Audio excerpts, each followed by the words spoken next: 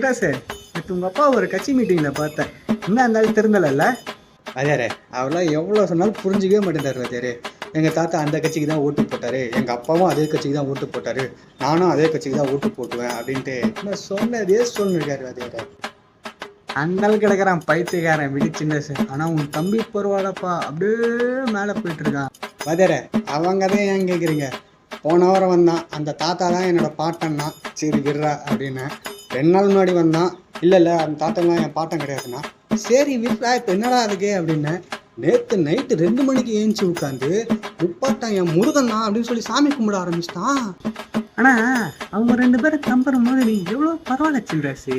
இப்போ இருக்க ஜென்ரேஷனுக்கு ஏற்ற மாதிரி யாருக்கு சப்போர்ட் பண்ணுன்னு தெரிஞ்சுட்டு அப்படியே போயிட்டு இருக்கல, பரவாயில்ல நீ பழிச்சுப்ப.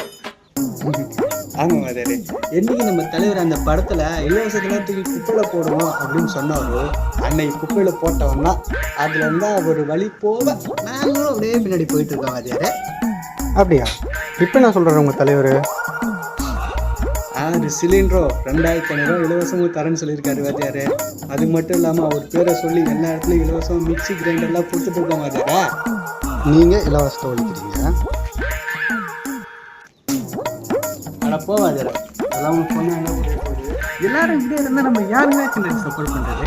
ஆமாம், நீ யாருக்கு சப்போர்ட் பண்ணப்பா?